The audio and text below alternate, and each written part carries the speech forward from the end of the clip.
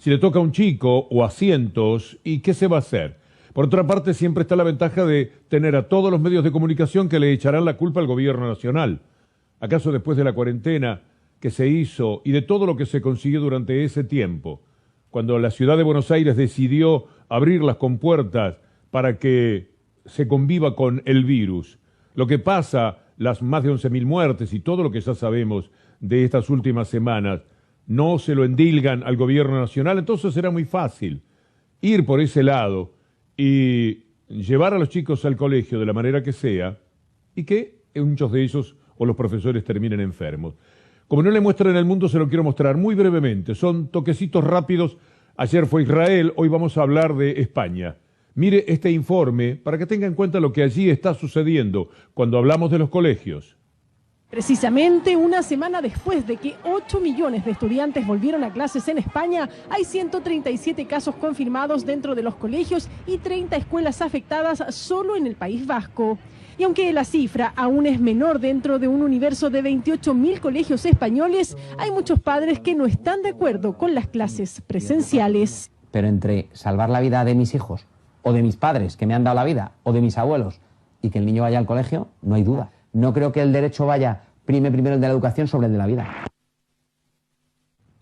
Lea conmigo ahora los encabezamientos de estos dos importantes medios de comunicación españoles, elmundo.es y la cadena SER. Por un lado, elmundo.es está diciendo que los profesores han detectado más de 300 cierres de aulas y colegios. El sindicato denuncia la irresponsabilidad del Ministerio de Educación en la organización de la reanudación de las clases. Y mire este otro título de la cadena SER, en este caso, la cifra de muertes por coronavirus asciende a 239 en 24 horas, el índice, el dato más alto desde principios de mayo. Hoy hablamos con una argentina que vive en España y que conoce muy bien este tema, y ella también nos decía sobre esto. La situación es muy acuciante, las cifras de los contagios siguen en ascenso desde julio. Madrid va a endurecer las medidas restrictivas. Yo creo que se trata de confinamientos segregativos, porque las declaraciones de la presidenta de un racismo institucional muy serio. Las políticas que está teniendo la Comunidad de Madrid son de una negligencia galopante. Y aquí, sin consultar al gremio, a los padres, naturalmente tampoco a los alumnos, se quiere tomar la decisión como sea de tener esa foto, de que todo es normal y todo ha sido un retorno a la vida cuando sabemos que la muerte permanentemente ronda y acecha. Hay una discusión entre los gremios, representados por Eduardo López en la nota que nosotros hemos preparado, y Soledad Acuña en representación del gobierno de la ciudad. Yo me enteré porque habló con Cristina, una periodista de Telefe, Cristina Pérez, me enteré ahí. Y Cristina Pérez le pregunta, ¿lo habló con los docentes, con los gremios? No, no lo hablé. No, con ellos habló de salario.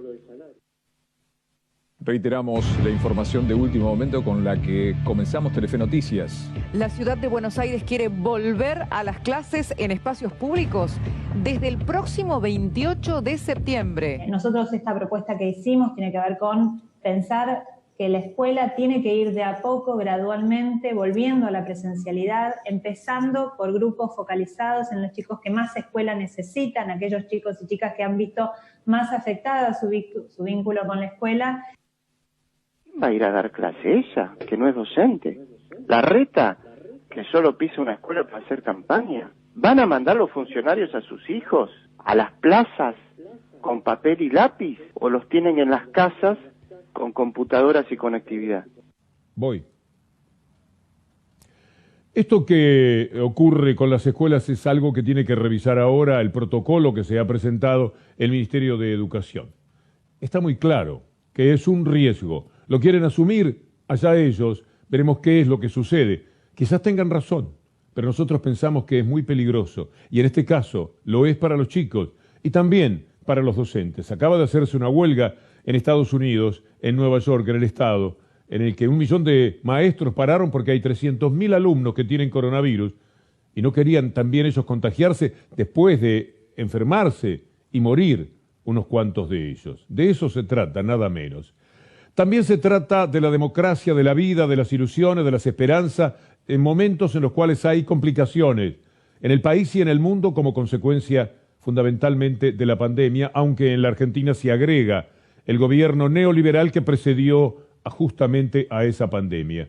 Haber puesto en marcha otra vez aquello que tiene relación con el ARSAT, hablar de conectividad para todo el país, me parece que es un dato insoslayable. Ya vamos a hablar del dólar, ya le vamos a presentar ese tema, pero no queremos que en la agenda supere la importancia de una realización tan trascendente como esta, que seguramente será una realidad para el país y hará mejor, hará igualar las posibilidades de la gente y nos dará una mejor democracia. La obra ARSAT empezamos a discutirla ya por el año 2004, cuando yo era jefe de gabinete, y empezamos con Néstor, y en aquel entonces sacamos la ley que dio origen al ARSAT. Pasaron los años y después Cristina llevó adelante el Conectar Igualdad. Y ahora me toca a mí volver a poner en marcha el Conectar para atender 6.000 kilómetros más y permitir que 22 millones de argentinos puedan acceder a algo tan elemental como es hoy el servicio de Internet. Tiene que haber algo en la condición humana que nos diga que la desigualdad es algo muy grave, es un pecado, en la religión que usted quiera. No se puede tolerar lo que pasa en el mundo y lo que ocurre en América Latina. Y lo que se viene después del coronavirus. Será muy difícil porque la desigualdad todavía va a aumentar. Esto es inevitable. La lucha es muy grande para conseguir un poco de equidad en este mundo. Por eso, también lo que se piensa, lo que se tiene como norte en la vida, importa establecerlo porque luego juega políticamente. La política justamente es eso. Tenemos que optar entre los notables méritos que parece haber acumulado Ritondo o el deseo de igualar para que todos tengan la misma posibilidad en la Argentina, como dice Alberto Fernández, empezando por él. Ayer los diarios titulaban: Alberto Fernández piensa que el mérito no sirve para progresar. Yo no digo semejante imbecilidad. Lo que no creo es en la meritocracia. Porque ese bombero de Mendoza no tiene las mismas posibilidades que tiene un bombero de la Ciudad de Buenos Aires o del Gran Buenos Aires. Porque esa médica de Chubut no tiene las mismas posibilidades que tiene de avanzar, crecer y desarrollarse que un médico que está concentrado en cualquier gran ciudad de la Argentina. Porque el mérito sirve si las condiciones son las mismas para todas y todos. Porque si algunos tenemos mejores condiciones para desarrollarnos que otros, el mérito no alcanza. Y es allí donde el más tonto de los ricos tiene más posibilidades que el más inteligente de los pobres. Y eso es lo que no podemos permitir nosotros. Cuando en séptimo grado me dieron el mérito al estudio, esa medalla que te daban en las escuelas del Estado en la época que me tocó hacer el primario, la verdad que era un orgullo para mi viejo y para mí también. Así que el mérito, hay becas en Argentina que se llenan de hablar de mérito al esfuerzo, de mérito al estudio, grandes empresas, grandes fundaciones dan por el mérito. El mérito es el esfuerzo, es lo que dignifica, y ojalá a la Argentina que vinieron inmigrantes tuvieron mucho mérito en el esfuerzo de construir un país distinto. Ojalá volvamos a esa calidad de esfuerzo. ¿Cómo se la cree, no? Qué cabezas que funcionan tan diferente, esta de Alberto Fernández y la de Ritondo, y seguramente representando el punto de vista de millones de personas en cualquier parte del mundo. Así lo vemos, y esta es la disputa que tenemos que llevar a cabo, porque si ganan los Ritondo en la vida, el mundo es un asco, es desesperante. En cambio, si ganan los Alberto Fernández, las personas que piensan como él, el mundo se hace más vivible, se hace más habitable para todos, para muchos más. Lo que propone Ritondo tiene que ver con élites dominantes, con gente que lo tiene todo, y con algunas excepciones de esas historias que el capitalismo siempre rescata para decir, mire, empezó de muy abajo, era hijo de una persona muy pobre y sin embargo hoy es una eminencia.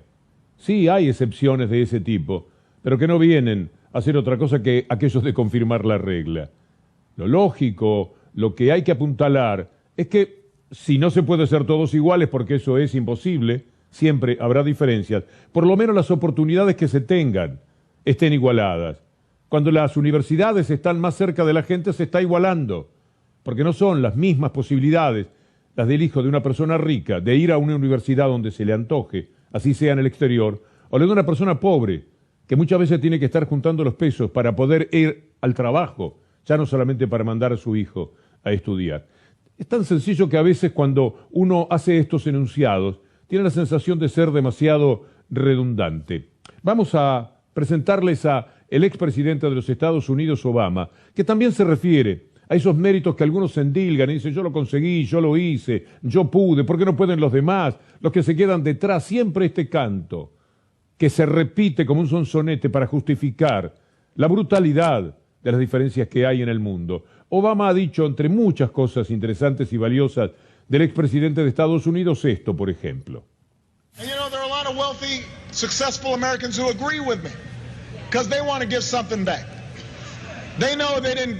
Look, if you've been successful, you didn't get there on your own.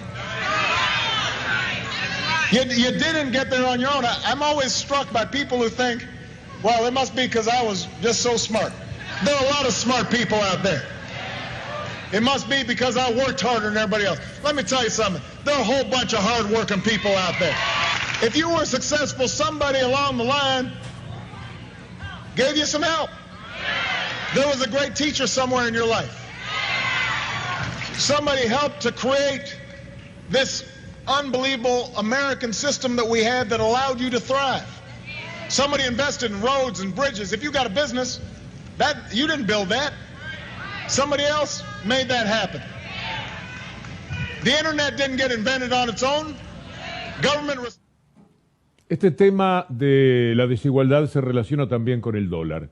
Si usted tiene 1 millón de personas que siempre compran dólares, aumentó el número bastante durante la pandemia porque a la gente le sobraba el dinero que no estaba gastando, a alguna gente, a la mayoría, por supuesto, le faltaba. Si usted le vende todos los dólares que ellos quieran comprar y se queda sin un solo dólar, a ellos les va muy bien, tienen dólar.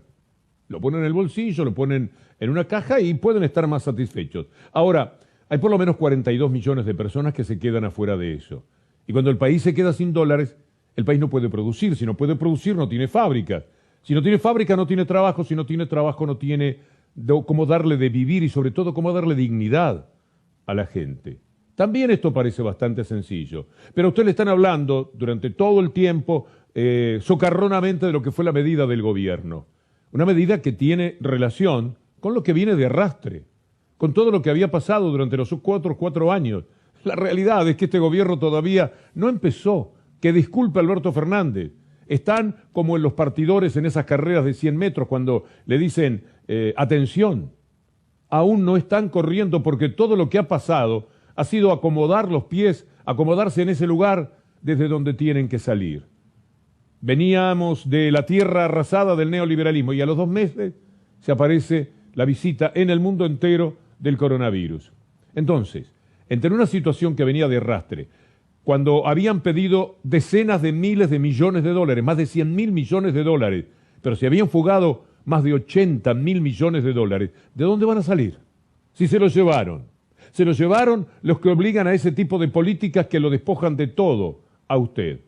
¿Y de dónde van a sacar dólares ahora si las cerealeras se han sentado en los hilos, metáfora, para no vender hasta que el dólar no tenga el precio que a ellos les conviene para ganar mucho, mucho, mucho siempre? Una codicia que no tiene límites. Esos son los que dominan y manejan el país. Porque si se hubieran vendido los 12.000 millones de dólares que tendrían que haber entrado y que no ingresaron todavía, de ahí la política podría haber sido algo diferente de lo que ahora ha tenido que instrumentar el gobierno. A veces duele que cueste tanto entender esto que estamos señalando. El antecedente, lo que podría pasar si se permite que todo el mundo compre dólares a como dé lugar. Establece una gran diferencia entre los que nunca van a ver pasar un dólar, pero lo sufren. Se venía una mega devaluación, indudablemente, si no se procedía como ahora. Yo quiero presentarle el anuncio para atar cabos que por ahí andan sueltos por voluntad del periodismo destituyente y mafioso de la Argentina. Quiero atar algunos cabos voy a hacer que el anuncio del gobierno no lo dé Alberto Fernández y no lo dé Martín Guzmán. El anuncio del gobierno lo va a dar el ministro que estaba en octubre del año pasado. Se llama Sanleris. Escúchelo porque lo que dice suena muy criterioso.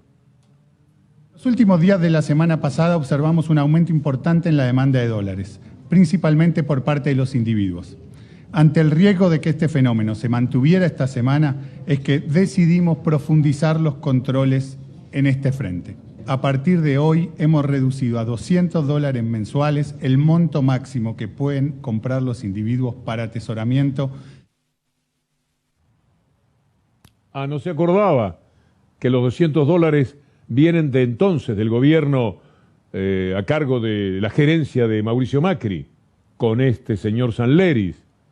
Mire lo que les había pasado a ellos, que habían recibido de prestamistas, que ahora se está pagando eso, y del Fondo Monetario Internacional, 150.000 millones de dólares, y no tenían suficientes dólares, y tuvieron que recurrir al famoso cepo, sin que se le cayeran los anillos, sin que la vergüenza los envolviese y se pusieran rojos. Sanleris estaba explicando muy bien las motivaciones que los llevaban a poner los $200, que es más o menos en lo que seguimos, con algún ajustecito que ha sido necesario, porque aquello era octubre, cuando ellos habían dilapidado todos los dólares. Ahora es ahora, cuando los dólares que se llevaron no están, y los dólares que tendría que recaudar el gobierno no aparecen, porque hay un poder por encima del gobierno que es las cerealeras, lo que no se exporta, los dólares que tenían que entrar. Por eso es que no querían que el gobierno se hiciese cargo de Vicentín, porque podía mirar muy bien qué era lo que se hacía e intervenir para que esta brutalidad no tenga lugar siempre con un dominio total en nombre de que ellos son los dueños, las leyes que los protegen y todo lo demás. Me pregunto si alguna vez a las cerealeras un gobierno se animará a decirles, mira, está bien, no vendés, tenelo en los hilos, tenés todo lo que quieras en los hilos, pero yo sé lo que tenés, y entonces te voy a cobrar el impuesto, como hacen con cualquier señor de los que me está mirando en estos momentos, las ganancias. No estoy pagando a fin de año las ganancias de este año, no. Estoy pagando según lo que calcularon el año pasado. Echemos un vistazo a cuánto hay del año pasado y por lo menos que se cobren los impuestos de esos. ¿No querés vender porque Chicago no te da buen precio? No lo vendas. Quédatelo, tenelo todo el tiempo que quieras. Que vengan las mulitas y te rompan los hilos y después echarle la culpa a alguna organización política. Hacé lo que quieras. Pero los impuestos que tenés ahí retenidos para jugar con el precio del dólar y para jugar con la vida y el hambre de la gente, vas a tener que pagarlo. Me gustaría mucho, es un sueño que uno se permite decir en voz alta, pero algo hay que hacer. No podemos vivir siempre como rehenes de la conducta de 100 o 200 personas que se roban a un país y que lo tienen de rodillas en nombre de las leyes neoliberales. Habrá que buscar un tipo de leyes que combata esto y que permita que al país no lo estafen, a usted no lo estafen todos los días. Ahora sí hablemos del dólar, ya que Sanleris nos aclaró cómo estaba la situación hace unos meses, ahora que hubo pandemia y que inevitablemente las cosas tenían que empeorar. Escuchemos cómo lo dice Alberto Fernández. Y así construimos esta lógica de la economía. Una economía que ya no promueve más la especulación y quiere que el dólar deje de ser un mecanismo de especulación, una variable para que algunos acumulen dólares en un país donde los dólares hacen falta para producir, no para guardar. Y vamos a seguir trabajando. Y vamos a seguir haciéndolo juntos, porque yo estoy convencido que la inmensa mayoría de los argentinos quiere lo mismo que nosotros. Que tenés un gobierno que estafa a la gente con la inflación. Y si no hay inflación, el cepo no tiene sentido. Si este gobierno levanta el cepo, se queda sin dólares en 3 minutos. Porque nadie confía más en el gobierno. Este gobierno destruyó la confianza. Cepo al dólar. Bueno, este es un invento nefasto de este gobierno que logró que la Argentina no crezca. Medidas de control de capitales que dispusimos y comunicamos que lo que hace es preservar esas reservas, poniendo límites a eventual dolarización. En los últimos días de la semana pasada observamos un aumento importante en la demanda de dólares, principalmente por parte de los individuos. Ante el riesgo de que este fenómeno se mantuviera esta semana, es que decidimos profundizar los controles en este frente. A partir de hoy hemos reducido a $200 mensuales el monto máximo que pueden comprar los individuos para atesoramiento. Ahora, ¿cómo gravita en nuestra vida? En la personal, pero también en lo colectivo. Por ejemplo, las pymes, que son las que dan el 70-75% del trabajo privado que tiene la Argentina. ¿Incide negativamente? He visto un tuit de Aguilar, que es uno de los hombres más importantes que hay en la actividad de las pymes, diciendo que esto no las perjudica, no directamente, no de momento, porque no tienen deudas de $1 millón, ellos no se pueden permitir ese lujo. Eso es para las grandes empresas, los grandes jugadores, los que toman muchísimo préstamo, siempre basándose en lo que el Estado pueda protegerlos. Y con relación a esto, vale la pena escuchar al presidente de Segera, Marcelo Fernández. Va a obligar a mucho más a mirar al mercado interno. Ese mercado interno protegido muchas veces, defendido contra las intenciones liberales de otros, desprotegido y desamparado los 4 años del gobierno anterior. ¿Qué pyme ustedes escucharon que cerró? O cerraron grandes empresas que son netamente de productos importados y que siempre tienen casas matrices afuera y que dicen, bueno, me voy de la Argentina porque la verdad que me molesta o no quiero estar en estas restricciones porque estos muchachos quieren defender a la industria local y la verdad que yo quiero vivir comprando más barato por el mundo sin que nadie me controle y pudiendo vender al precio y teniendo ganancias terribles quemando al exterior. Naturalmente la jugada es la que ya se venía haciendo. Si ayer se pusieron de acuerdo para que el título de tapa de estos diarios fuera Falabella porque se iba, después de años de quitarle trabajo a quienes producen localmente, porque quisiera saber cuánto compró Falabella de producción local y cuánto trajo importada. Después de todo ese tiempo van a dejar pedaleando en el aire a cientos de empleados y dicen que se van a ir porque no les va bien. Aprovechan la circunstancia, no les va bien hace bastante tiempo cuando la gente dejó de comprar y eso sucedió antes de diciembre del año pasado. Después la pandemia, por supuesto, agudizó todo lo demás. Se juega con las empresas, se dan nombres. Globo se va. Era en un enorme título del periodismo destituyente a través de sus canales mafiosos hoy. Globo se va y uno dice, se va Falabella, Nike deja algo, pero también. Y ahora Globo de pronto se convirtió en un tema importante para la televisión. Bueno, mire estos títulos. Por un lado, Globo se va, pero mire el otro título también. Globo es un muy buen negocio. Globo vende a otra persona, quiere decir a otra empresa. Quiere decir que las cosas no son así como se la presentan. Y mucho menos el caso de Walmart. Mire lo que es Walmart, que ha tenido que salir a aclarar que no se va a ningún lado. Y que la Argentina es un problema como el resto del mundo. ¿Usted sabe lo que ha pasado con Walmart en los Estados Unidos? Y aquí, sin embargo, resiste, pero por el contrario, ya como estaba bueno para seguir nombrando empresas, también habían involucrado a Walmart entre las empresas que partían de la Argentina, porque aquí ya no se puede vivir, pobres empresas. Qué lástima que dan. Bueno, vamos a ir al mercado interno, como toda la vida, decía Aldo Ferrer, vivir con lo nuestro. De verdad que no son absolutamente imprescindibles, salvo que inviertan, salvo que respeten a los trabajadores, como no están dispuestos a hacerlo, evidentemente ahora. Es muy injusto lo que sucede en la información, cómo se le cuenta la película a la gente. Y muchos no tienen mecanismos de defensa frente a ese ataque tan persistente, permanente, de todas las horas, el Zócalo, el título del diario que se repite en los canales de televisión, otros 300 canales, los diarios del interior que son del mismo diario de la capital diciendo lo que ellos quieren, porque lo más importante de todo es voltear este gobierno. El gobierno que eligió el pueblo, harto de ser esquilmado por los neoliberales que ellos pusieron en el poder político para prolongar ese poder real. Poder real que ahora está luchando con sus locos representantes en el Congreso que fueron a protestar porque se consideraba el caso de 3 jueces que son una vergüenza, que no dieron los concursos, que no pasaron por el Senado, pero que querían seguir y que se despidieron a lo grande. Brugli y Bertuzzi que perdieron, y Castelli que perdieron 41-0 en la votación que se realizó, en la que se determinó que al no haber pasado por el Senado no pueden estar donde estaban hasta ahora. Sí son jueces, sí siguen cobrando sus buenos sueldos, etcétera, en el lugar donde debieron estar siempre, no de donde lo sacó Macri para que prestaran servicios que hasta la semana pasada fueron muy importantes cuando fueron a jugar a favor de Dietrich, de Iguacel y de toda la banda que usted sabe, porque dejaron las huellas en todos lados, qué es lo que han hecho durante este tiempo. Mire, vamos a escuchar el escaso respeto que hay por la República, de quienes no estuvieron para la votación, pero fueron capaces de argumentar que está bien.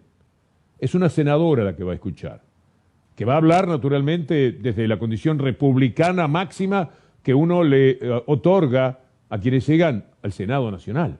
Mire lo que dice del juez, de la trinchera que quiere ocupar, que nadie lo va a sacar de ese lugar, y que ella está de acuerdo, ella y su bloque están de acuerdo con ese juez que quiere desobedecer al Senado de la República. Sé que uno de esos jueces, el juez Castelli, ha dicho que no se va a retirar de su oficina, porque no va a responder a lo que ha dicho, a lo que pueda votar o no el Senado. Nada de lo que resuelva el Senado mueve el amperímetro, a mi modo de ver. Primero porque lo hacen en forma absolutamente ilegal, aprovechando un poder que no tienen. No va a reconocer lo que decida mañana el Senado. Bueno, en absoluto. Y yo le digo a este juez que no es el Senado, es un bloque del Senado que piensa de esta manera. El otro bloque del Senado lo está respaldando, señor juez, para que usted pueda cumplir sus funciones independientemente. Los llevaron a donde nunca debieron estar, ni Bruglia, ni Bertuzzi, ni el otro. El que va a resistir mañana será interesante verlo, atrincherado en su despacho. Yo no me voy, el Senado no importa. Yo estoy donde me pusieron. ¿Qué puede decir? ¿Cómo se puede haber llegado a la condición de juez, porque lo es, pero no ahí, no tiene que serlo ahí, y comportarse de esta manera, dar ese ejemplo?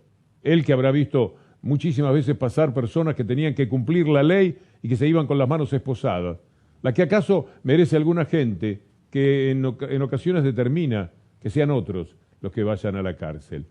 Es increíble a lo que se anima este juez, por lo menos a decir. Y la senadora, la señora Machado, encantada con ese comportamiento. Después hablan de república, después se llenan la boca con la palabra república. Y después tenemos lo que votan, lo que siguen, lo que apoyan, lo que les importa de este mundo, que es estar del lado, debe ser tibio, debe ser agradable, de los más poderosos, siempre.